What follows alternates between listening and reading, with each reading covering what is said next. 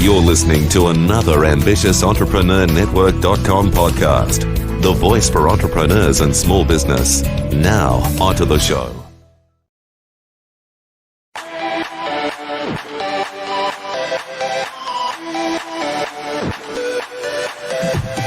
Welcome to Industry Thought Leader Podcast. Stand out, be heard, influence. Want to influence real change with your message while become known as an authority in your field? Industry Thought Leader Podcast will show you how. Now, over to your host, Anne-Marie Cross.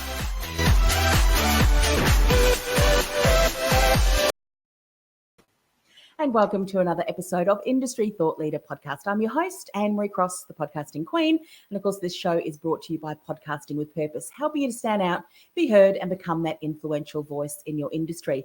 Now, by the way, if you want to become an influential voice in your industry, you want to build your thought leadership with your own Thought Leader podcast, but you just don't know where to get started, why not consider joining me and an awesome group of change makers on this round of Podcasting with Purpose in the immersive program. Find out more by going to podcastingwithpurpose.com/immersive. 90 days, we will be launching your Thought Leader podcast in February 2020. Now, if you're listening to this or watching this after the doors have closed, don't worry, pop your name on the waiting list and you'll be the first person to know once we relaunch the program again in 2020. Now, without any further ado, let me introduce today's guest with you today. We're going to have an awesome topic. So let me introduce Marc to you. Hi, Anne-Marie. Good morning, Australia. Good morning. Let me share with people who you are and the expertise that you're going to bring on today's show. Joining me, and he's already said hello all the way from the UK, is Marc Jarrett. Now, he is a disruptive, game-changing networker whose sweet spot is helping companies expand internationally, and apparently Germany and the UK are his specialty. Now, I've done a little bit of stalking on Marc, and he's got this awesome article on LinkedIn, and it's called The Wonderful World of Virtual Networking. And in that article, he says, I make a living out of introducing businesses to others, and as such, I'm a voracious networker. It is the backbone to what I do best, facilitating introductions. And it was because of networking that he and I are now talking today. So some of the things I'm going to ask him, the myth about face-to-face networking is the only way to go. That's something that I hear a lot of times people tell me, Marc. So I want you to help me bust that myth. And also maybe some common mistakes that people make when it comes to virtual networking and what we should be doing instead. So welcome to the show, Marc. Thank you very much, Anne-Marie. It's a pleasure to meet the podcasting queen. And the virtual networking king.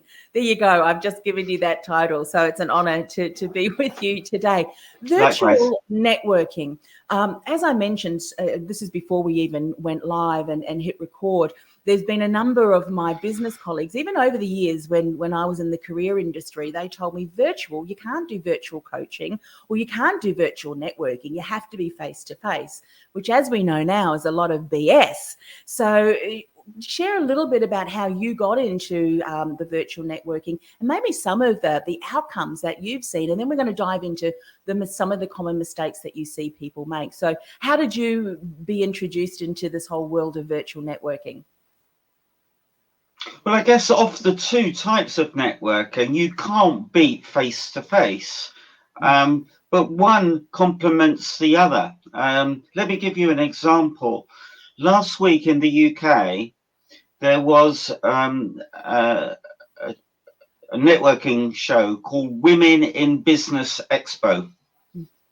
So ahead of that show, I sought out the speakers that were due to speak at that event on LinkedIn.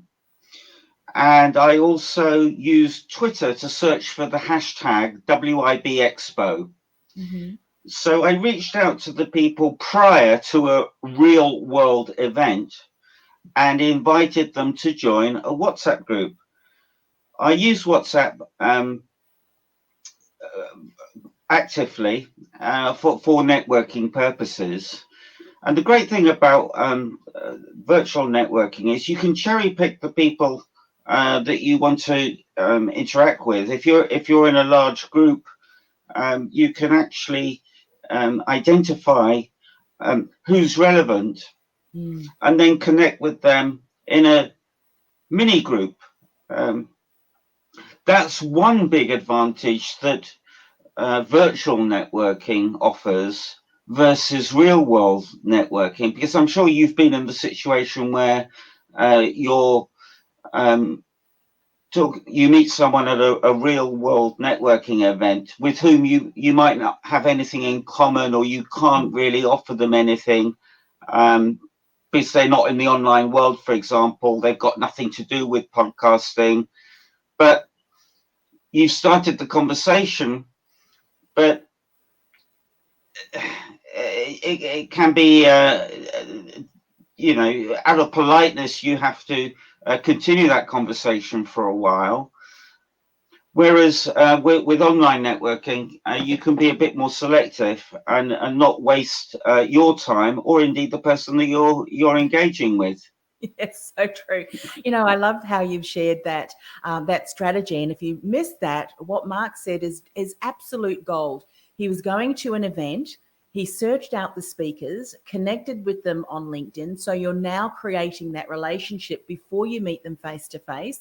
You search the hashtag, and obviously people who are going to attend are also going to be sharing and following that hashtag as well. Brilliant.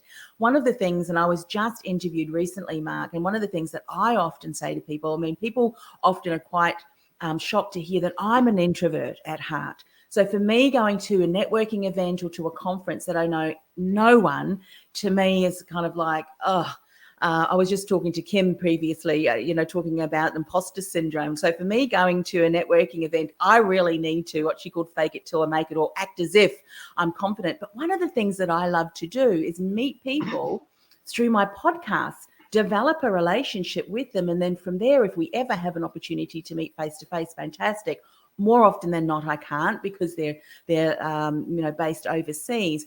But you're creating this know, like, and trust before you even meet face to face. And I think once people see that, it opens up so many more opportunities. Absolutely, yes. Ahead of the event, we were networking online, and we were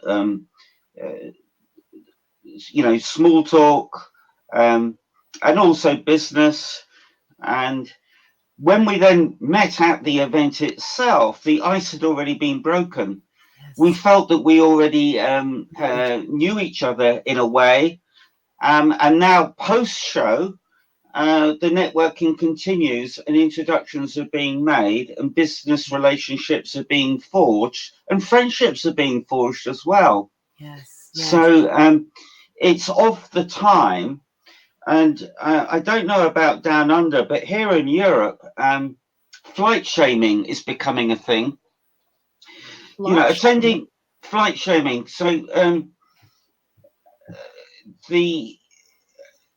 attending shows and flying long distances isn't very good for the environment. So this kind of virtual networking is good for the environment, because we're cutting down on all those harmful emissions, for example. So I think you'll see a growth in this kind of networking. Yes. And I recently connected with the, through virtual networking, of course, the founder and CEO of a company called Remo.co, not .com, REMO. And they help people easily develop deeper and more authentic relationships online. So they're taking this whole virtual networking thing and really taking it to the next level, with tables that you can interact with and move around. I've only just started engaging with it. Oh, well, fantastic. Because I was just going to say, Marc, well, you're going to have to introduce me to them. I'll have to get them on the show, because I am all for virtual. I mean, just recently, when I say I attended Vid Summit, which I only just heard about. Now, I'm not flying all the way to the US. I think they said something like 30,000 people. Now, whether that's been over the years, I'm not sure. But I bought a virtual ticket, and I also bought the videos. so I can go through at my own leisure and watch what I want. Because the live streaming, it was like 1:00 when they started their day for us to time schedules. But I love what you're saying is it's how we're using it. And I think strategy is so very important. And just like face-to-face networking, there are things that people are doing, such as in your article you said you on LinkedIn that I referred to earlier, you go to a networking event and all of a sudden people are just speaking at you, shoving business cards in your hand and hoping that is going to develop a relationship, which absolutely not. What are yes. some of the things that you see are happening virtual relationships that we need to be aware of that we should not be doing? Are there some common things you see happening that you think, no, don't do that? Well, going back to what you just said, you're absolutely right. Often the networking, the real world networking events aren't particularly good places to have an engaged conversation, because you're constantly being bombarded. You're looking around. There's lots of people. I prefer to have my real world meetings in a quiet hotel, for example, where there aren't that many distractions. So I would advise people to use virtual networking as a mechanism to engage with and meet with people in the real world, but it's not imperative. I've done business in the past with people who I've never met, and we end up meeting after starting to do business with one another. It's all possible now. Oh, it certainly is. One of the things that I do if I do meet people face to face, the first thing I'll ask is, are you on LinkedIn? Let's connect there. And then from there, we can continue the relationship. I've had business dealings where we've been in partnership, or whether one of my colleagues has used me as part of her coaching programs when I was in the career industry. We both lived in Melbourne, but we've never connected. We've never met face to face. We've just done business, over the internet, online. I've even had VAs who have worked, lived, 10 minutes, 5 minutes away, never met yet, have worked. So I think relationships can certainly be built online. Now, I want to ask you something, because you mentioned WhatsApp, and that's tweaked my interest, because I believe, and correct me if I'm wrong, I heard it at a recent summit where they were talking about social media in the future, that WhatsApp is actually being incorporated, or some form of that, within Facebook, because now what we're seeing is the conversations are going off the main platform, but rather into these small private groups. So share a little bit about WhatsApp if people are not sure of what that is, and then take us through how you're using that. What does that look like? Do you create different communities for different conversations? Let's dive in and then unpack that a little bit. So firstly, what's WhatsApp?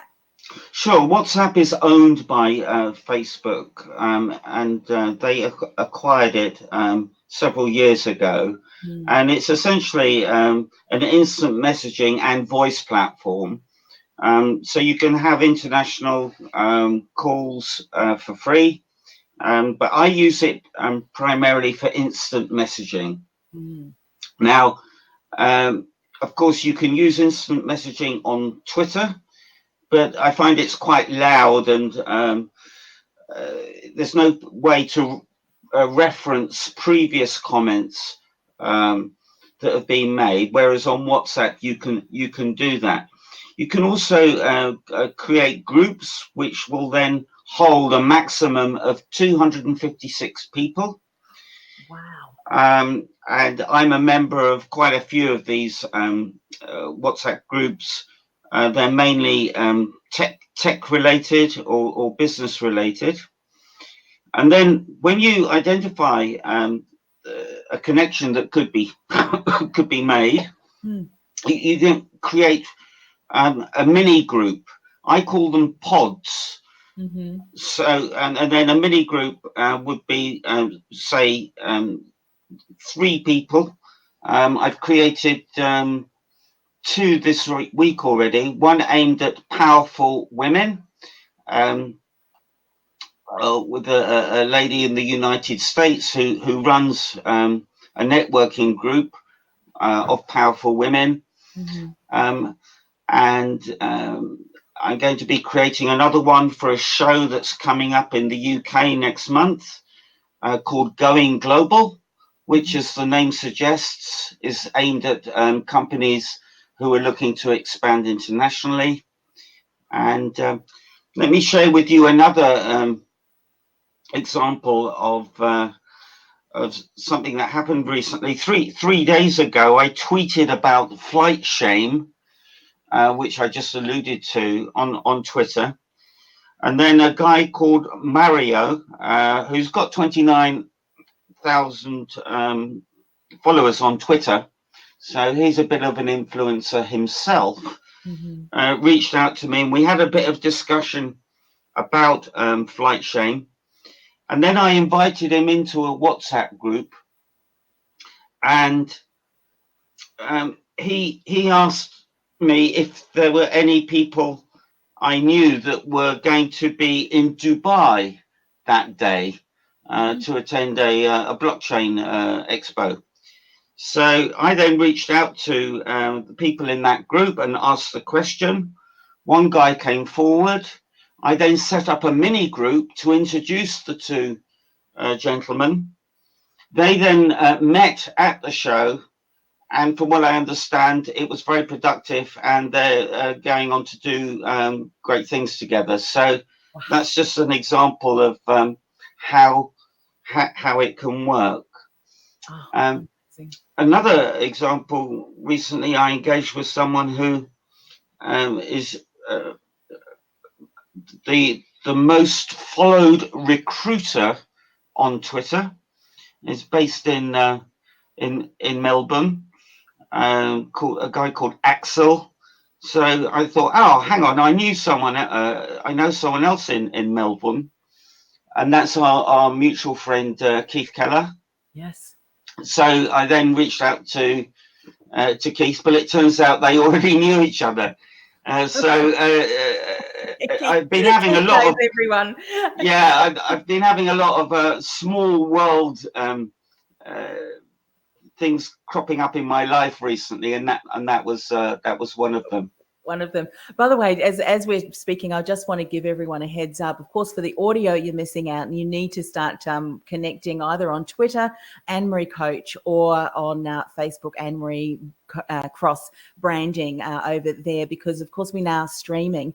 We've got the opportunity, if you're hearing Marc share something and you would like me to ask him a question, just type your comment in the comment section or whatever platform, and I'll read through them, and I'll make sure that I ask. So please go ahead and do that, because I mean what Marc's talking about, particularly with incorporating the WhatsApp, it seems to be a powerful tool that you're now incorporating to take those relationships off the main platform that you first connected on, say LinkedIn, or as you said, even face-to-face, and having these mini group conversations in the group then, because when you said one of the groups that you're a member of has more than 200 people within that group, to me, that would become quite noisy too. I mean, does that when everyone's talking? How do you know whether various threads are the thread that, or a specific topic that group is talking about? Can you segment it into various topics if you've got a large group like that, Marc? It's difficult. The larger the group, the more difficult that becomes. These groups should really be regarded as virtual pubs, really. A great way to network. A lot of the people that are in these pods work from home. So it's almost like a virtual water cooler, a great place to hang out and have that social interaction, which is missing. If you're working from home, I come from a corporate background. I do prefer working from home than corporate life. But one thing I do miss about corporate life is banter, friendly interactions with people at work. But through this virtual networking, I get that, because I'm having interactions with people, albeit remotely, and I'm able to make introductions and facilitate useful interactions with people. It's important to remember what people do, so that you can then act as a matchmaker. Yes. So that when someone relevant comes across, for example, today, I had an interesting discussion with a lady who runs an education company that focuses on gamification. Mm-hmm. So we spoke for about 45 minutes. And now, moving forward, when I come across people that are involved in the education space, and I will be able to refer them to her. Yes. So it gets easier the more you do it. The larger your network is, the more likely that you're able to help Yeah. in a matchmaking capacity. Yeah, as we know that saying, and it is so true, your network is your net worth. And I think many of us, and I have to definitely put my hand up in this aspect, there is, as you can imagine, Mark, I have met so many people over the years. I bet. And I, because of the fact that I continue to meet so many people with the podcast that I do and the online networking, that it almost becomes overwhelming. So for selfish reasons, I'm going to ask Mark these following questions. No one's asked anything yet, so this is the host. I'm the host, so I guess I can do that. There's a couple of questions that I have, Mark, about WhatsApp. How do you go and find out the groups that are already there? Are they labeled? So if we wanted to find out, say someone wanted to find out about a specific area of business, how would they go about searching for potential groups that may already be there? It's not so straightforward, Anne-Marie, because typically these groups are hidden from public view, and the invite links, in order to get inside, so to speak, we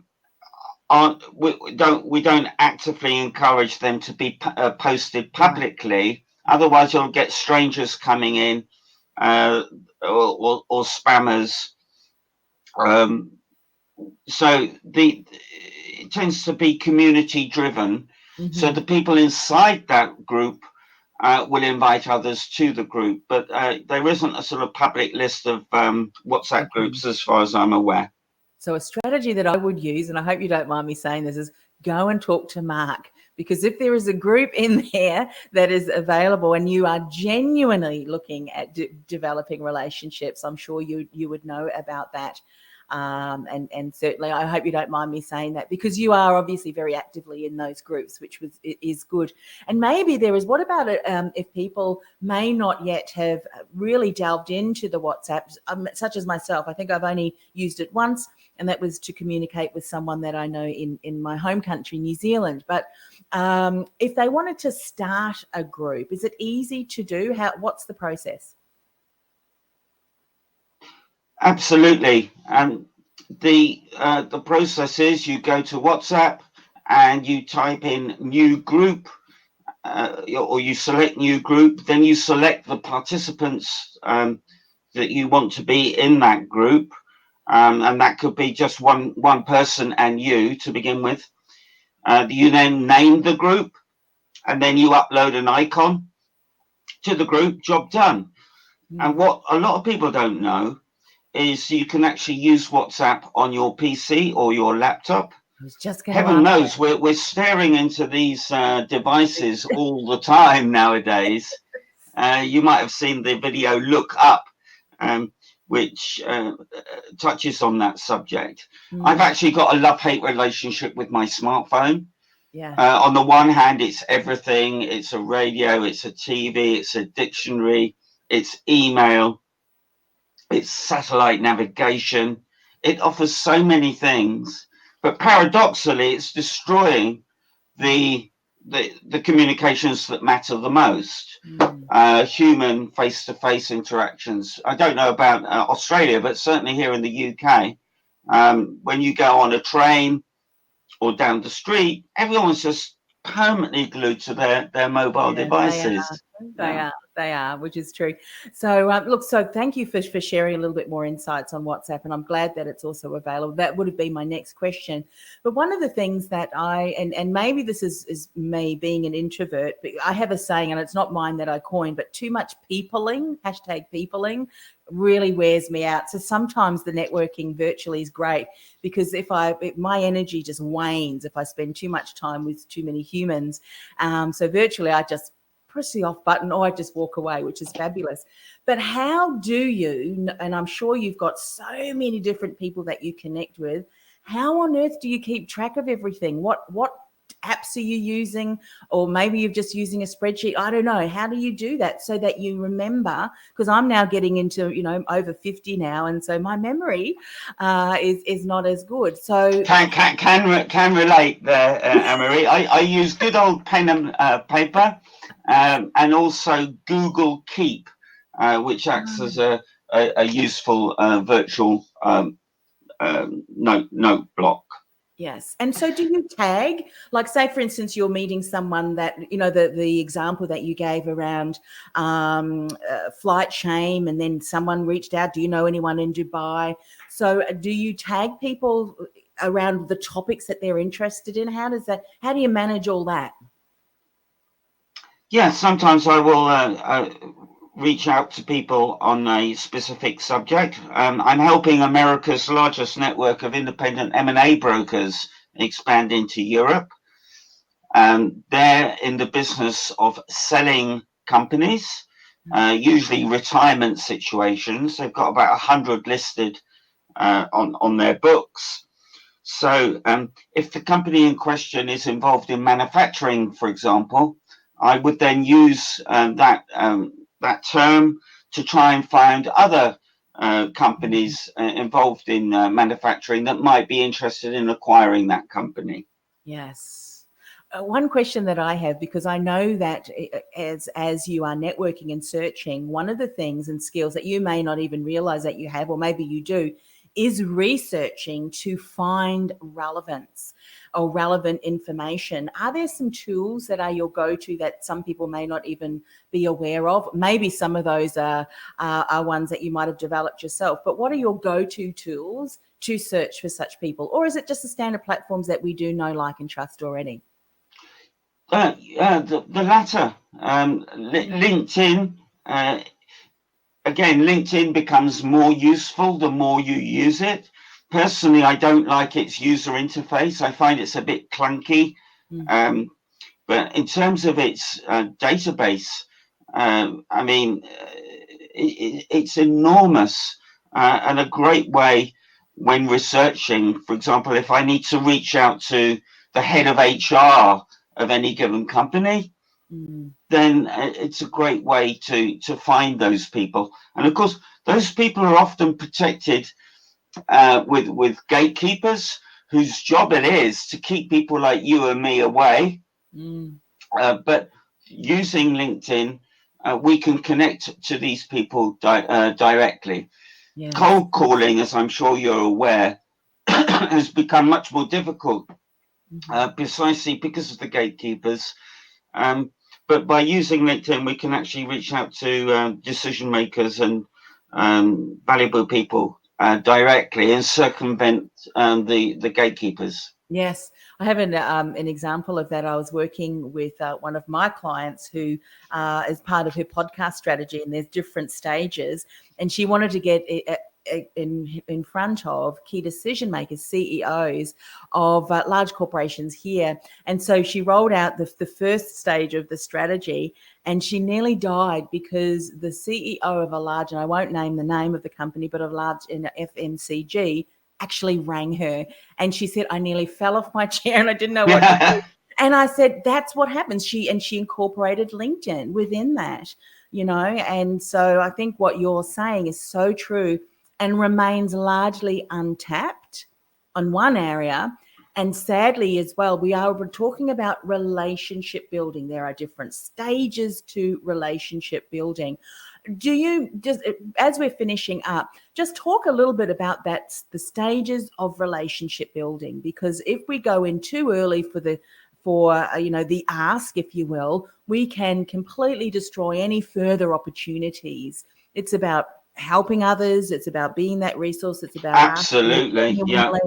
What are some? That's definitely the case here in the UK. The last thing you should do is delve straight in to the business, break the ice with some. In fact, avoid business altogether. If I were you, and then it will come naturally as the relationship develops. Another thing I'd like to make you and your viewers aware of is a movement, if you like, called ORS. It stands for Open, Random, and Supportive. So if you go to Twitter and use the hashtag engage without the E and then ORS, you can find people that, if you like, subscribe to that philosophy as well, and reach out to them. And then you've got that in common. When I first learned about this about a year ago, I went to Twitter, and the first person I found was a lovely lady in Canada. And I thought to myself, right, I'm really going to help this person in any way I can. And I reached out to her, and I think I overwhelmed her a little bit. But it certainly changed her life, because she lives in quite a remote part of Canada.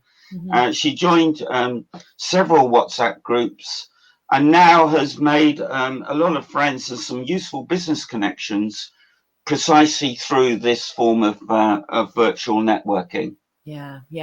And, everything that you've been talking about today is so valuable, especially for people who are aspiring to become thought leaders and authorities in their field, because the connections that you can make, the people that you can collaborate with, the combined voices, you can do so much better together often than your own. And I'm sure that so many people who have reached that level of thought leadership and influence can name dozens of people that I have met along the way that have supported them, that have given them some advice, that have helped them shortcut. There's so many opportunities out there to tap into the network and the understanding and insights of others. So I think thank you so much for sharing what you have today. It's certainly given me lots of food for thought. WhatsApp is another piece of technology I think I'm going to have to familiarize myself with moving forward. Over here in Europe, it's a kind of standard. I'm guessing now, but I think about 80% of people use it.